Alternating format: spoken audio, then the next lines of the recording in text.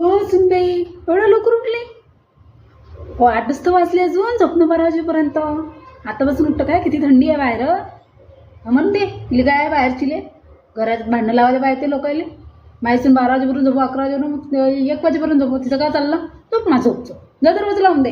हो हो, टीव्हीचा आवाज नको करू दे. हे पट्टे आवाज नको करू. अरे सुनबाई, तिला झुरका नुसती झाडू पोछच करते राहते तर. आराम गिराम कर थोडीशी. आराम कर ना. नाश्ता गिस्ता कर, जेवण घेऊन कर. काही नाही होत, आंघोळ केल्याने जरी स्वयंपाकला तरी काही नाही होत. हा कोण कोण म्हणते तुला? मी आहे ना, मला सांगायचं.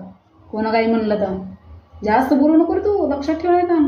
मला सुनील काही बोलला तर जा जा जा. काही नाही होत, नाश्ता करून घे बिना आंघोळीनं. काही नाही म्हणून राहिलं मला ते 2 घासायला. काऊन बसली असे? कोण रागाला का कायचा? कोण का म्हटलं तुला? का म्हटलं कोण म्हणते तुला जीन्स नको घालू म्हणून? काही नाही, सगळं घालायचं. जीन्स घालायचं, तुला जे 1 पीस घालायचं, तुला जे घालायचं आहे ते घालायचं. तू जीन्स घाल ना, मलाही आणून दे. कोणा काही म्हटलं तर माझे नाव सांग. आणि यानं जर बादर केली ना तर लक्षात ठेव रे बाबू. तुझी चांगली बत्ती दिल्याशिवाय राहणार नाही, समजलं का? हा सगळं करायचं.